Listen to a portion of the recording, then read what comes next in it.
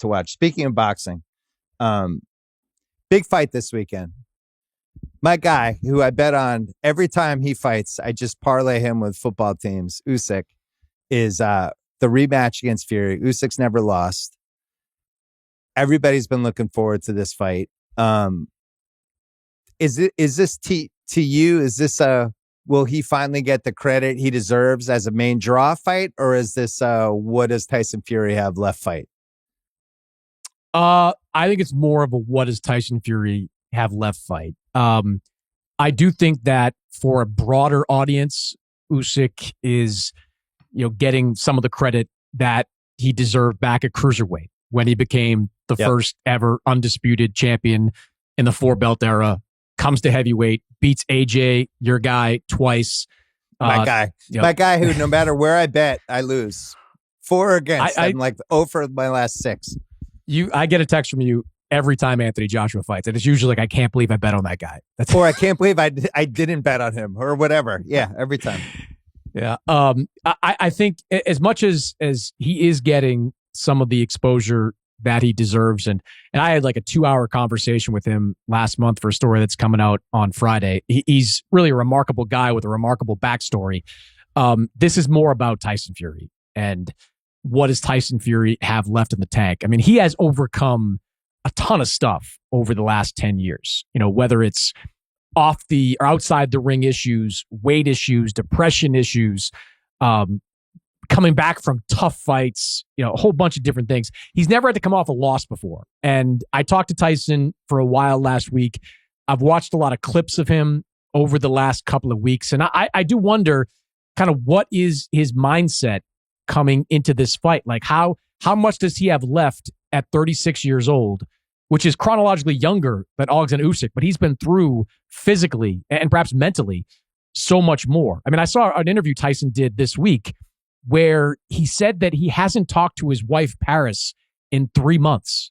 Like, didn't really elaborate on that, but said he hadn't talked to his wife in 3 months. And I'm watching the interview. I'm going, what? Like, this is a big family. They were on that Netflix series. Like, they are intertwined, those two. Hasn't talked to her in 3 months. Now, maybe it's because, hey, I'm just totally locked in. I don't know if I buy that, but I'm wondering what Fury has left here. Because if you're not 100%, if you don't have your A game, Usyk's going to beat you. I think Usyk is a generational great. I think he's one of those rare guys that only come along once every 20, 25 years that are so skilled, so strong. Doesn't matter what weight class you put him in, he's going to dominate. Big guys, small guys, he's going to beat you with his discipline and with his game plan. And if you don't have everything going for you the right way, you're going to get beaten. And that I'm not so sure about with Tyson Fury. Well, the interesting thing about the first fight is the scorecards had it closer than I think I had it in my head when I was watching. I mean, Fury almost got knocked out. It seemed like it was a wrap. And he really got the shit kicked out of him. I think it was the 9th round. And then kind of he definitely won the 12th round. The 11th round, I remember 2 of the judges gave it to him. 1 judge didn't, which was super suspicious. But I don't know. It was a split decision, but it really wasn't. Like, I don't think anybody watching that fight thought, oh, I wonder who won. Fury's face looked worse. Everything looked worse. I just think Usyk reminds me so much of Pereira in the UFC, where it's, you just watch him and you're like, I don't know what the answer is to try to beat this guy. At least in UFC, you could try to take the guy down and get him on the ground. With Usyk, I almost feel like it's got to be somebody like Bacoli just overpowering him and using like a huge size. I'd bring Bacoli up. Like just a huge size disadvantage because he is like a blown up cruiserweight. And maybe that's how to beat him. I just don't see Fury doing it. You got to, first of all, at some point, you should sit down with Bacoli because he's an incredibly engaging guy. And I know you love him. He's interesting. Usyk would beat Bacoli 12-zip, by the way. Like, Usyk would not make the same mistakes Jared Anderson made and stay within range of that right hand. He would just be zipping around. He'd be zipping around him, using feints inside, outside. How dare you disparage Bacoli? There's a lot of guys I want to see Bacoli fight. He's a really funny guy. But here's the thing. Fun to watch. Nobody wants to fight Bacoli. He couldn't even get on the February 22nd card. They had to like push him to the next card, but he was supposed to I mean, it seemed like Dubois was going to be the natural whatever. He didn't want to fight him. Dubois does not want to fight. Dubois does not want to fight Martin Bakole. Not with like Dubois sitting out there going like, all right, there's maybe a rematch with AJ, which is worth 8 figures. There's maybe a unification fight with the winner of Fury and Usyk that could be worth 8 figures. I am not getting in the ring with Martin Bakole and risking getting my head taken off when I've already had some issues with knockouts in the past. You're not doing that. So look, Usyk. What I love about Usyk is that he kind of gives away the game plan before every fight. Like when he makes these jokes where he's like, "Don't be afraid, Tyson. I'm not going to leave you alone." That is him telling you that he's going to be applying pressure all night. And pressure comes in different ways. Like it doesn't have to be this overwhelming, I'm going to put you in a headlock during every round type of pressure that we've seen from some brawlers. It can just be staying in your face and making you keep your hands up at all times and making you stay on your toes at all times. That's exhausting. Like Tyson Fury, I thought won the first half of that fight with Usyk. 4-2, could have been 3-3. But the pressure Usyk put on was overwhelming. And in the ninth round, it got up to him. When Usyk landed that first straight left hand, that was the fight right there. So he's going to do the exact same thing again. And if again, it goes back to Fury. If he's not as sharp as he's been at his very best, I think he's going to have a lot of problems in this fight. Usyk has a lot of pieces of things that I've loved from guys in the past.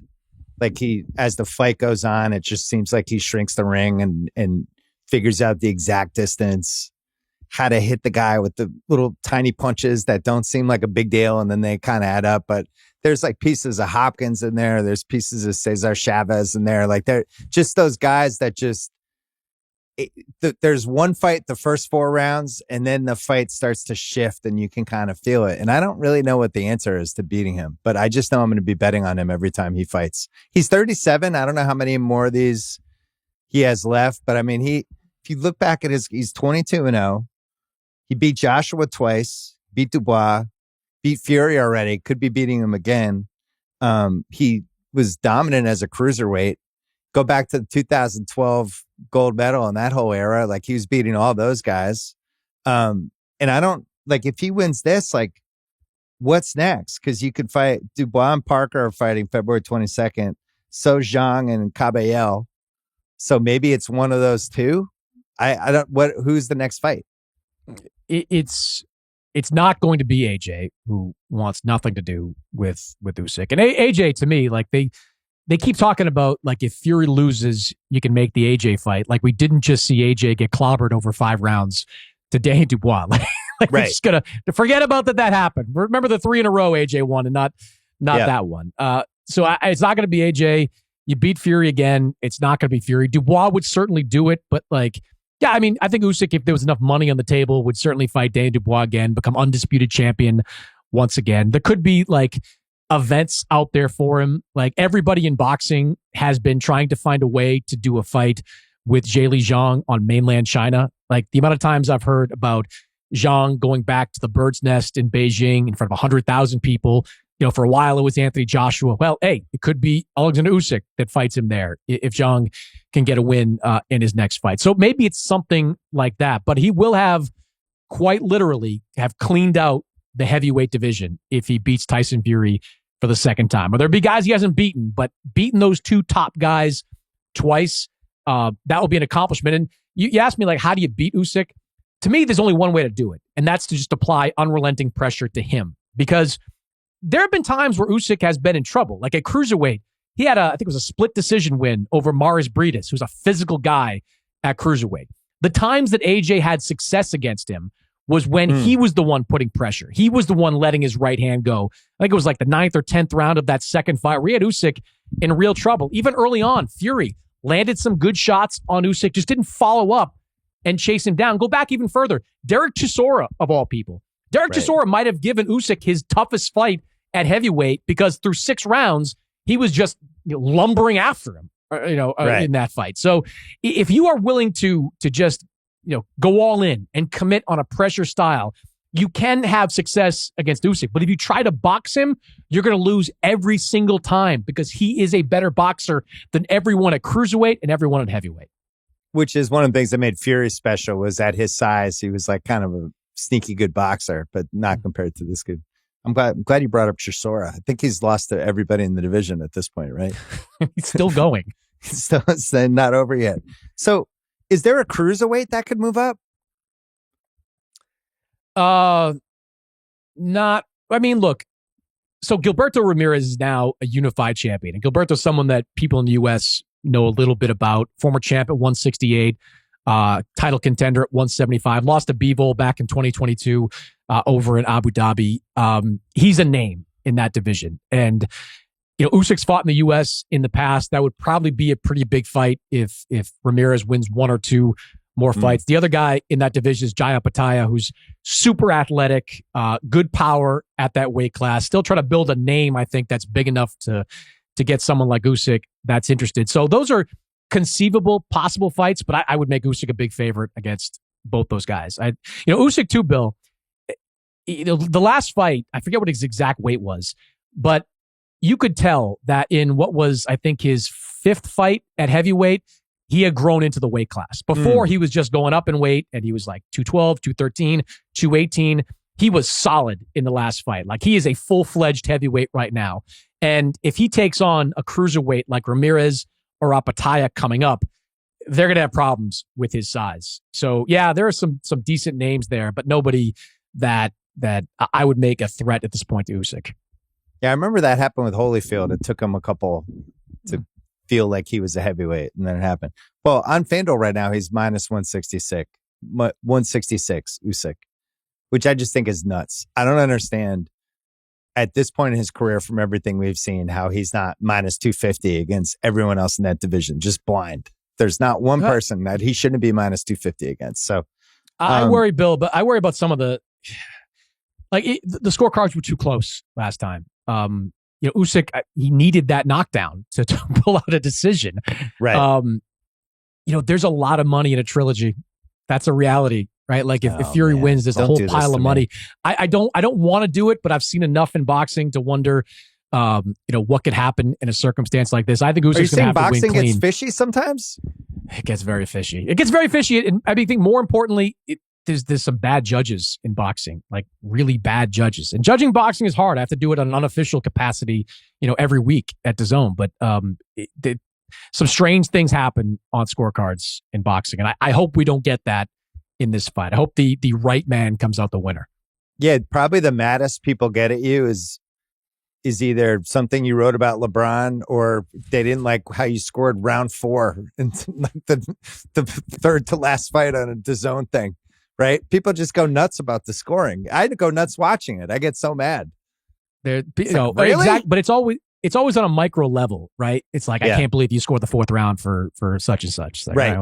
Let me go back and rewatch that and I'll rescore it. But it's hard, especially some of these rounds where there's not a ton of action. And I think Usyk Fury, some of those rounds were hard to score, especially in the first half of the fight when there wasn't the kind of obvious action that you saw in the second half. But I mean, I just hope there's no controversy to this one. If Fury wins, great. Let's have a trilogy. I think it'd be awesome. But if Usyk wins, hope he wins clean. Well, the other thing, when you're sitting close, you might miss like the biggest punch of the round because the ref blocked you, or, it's not an exact science. Before we go, we got to talk about the super card on February 26th or February 22nd. I don't know if there's been a card like this. Like the third, fourth best fight on this card would be the best fight on a Saturday night. We've talked in the past about how the Saudis and all this overseas money, and they're just like, we want everybody good to fight each other, and that's what we want. And this seems like the full culmination of that. This is one of the best boxing cards of all time. When you saw it all laid out, were you shocked? Like, they didn't even have room for Bacoli. They were like, "Now we're moving you over, moving your fight later." This is we have super middleweight, lightweight, welterweight, Beterbiev against Bivol, Dubois against Parker, Zhang's fighting Caballel. Like, it's a fucking crazy card.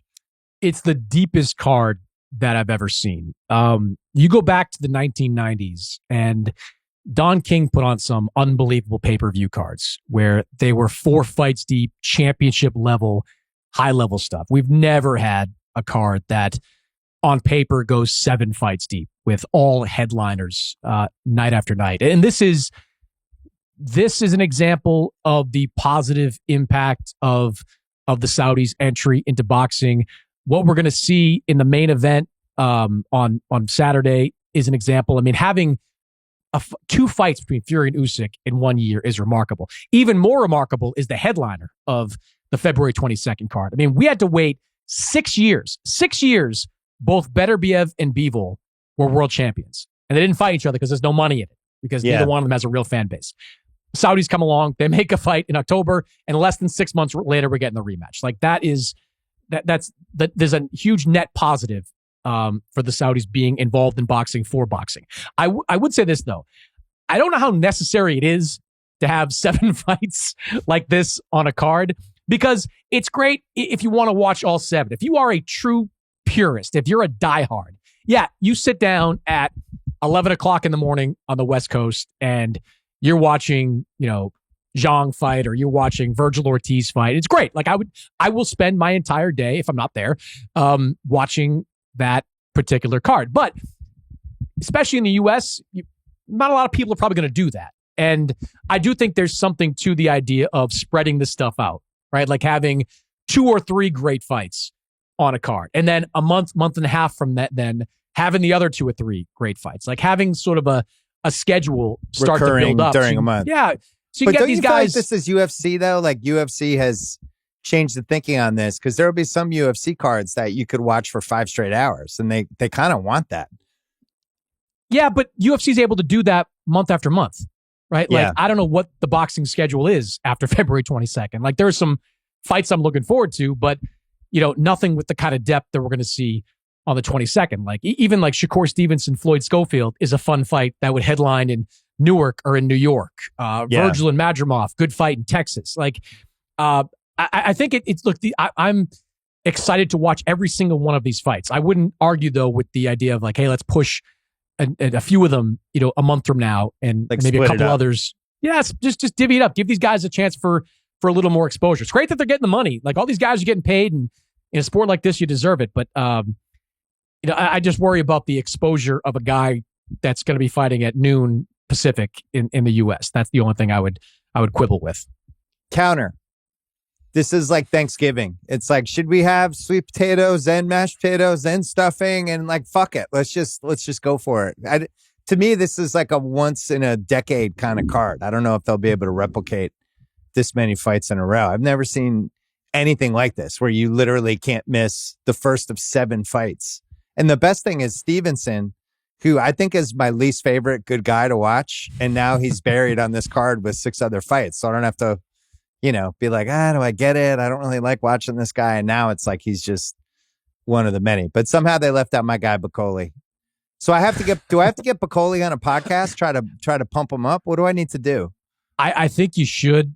I think he'd fly to Los Angeles to do it. I mean, he's got like this incredible story where he's from Africa, but he's kind of Scottish now, and he's got this great personality that comes with it. And he's been so avoided for so many years. So just to put a button on the card, it's a great problem to have, right? Like I'm excited about it. I want to see it. Everybody You're wants working, to see right? it. Are you working it? I believe so. We haven't figured that out yet, but I was at the last Hopefully. Beterbiev Bivol fight. Yeah. It's a great problem to have. 7 hours of high level boxing is going to be awesome for the boxing fans out there. Like ultimately, that's what it comes down to. I wonder, like, this card's so good. I wonder if you almost need 2 play-by-play guys. Is it too much to ask? It's almost like you have to go WWF, or they have the 2 different play-by-play guys for the 5-hour card. I don't even know if Gus Johnson would be able to go for 7 straight hours with boxing like that. We did that whole Riyadh season card in LA, which I think was like 6 fights. Like that was a lot of, because that was a pretty deep one. You had, David Morrell fighting low on that card. You had a pretty good slobber knocker of a fight with Jarrell Miller and Andy Ruiz, low on that card. So these are long days, but if you are like a true purist and someone that just wants to sit down on your couch and is willing to invest 7 hours, it'll be one of the better days you'll have. February 22nd. February turning into a surprisingly good sports month. It used to be like the dead month, but now all of these different places have figured out like the trade. They moved the trade deadline up somehow against the Super Bowl, and then a whole bunch of stuff happening.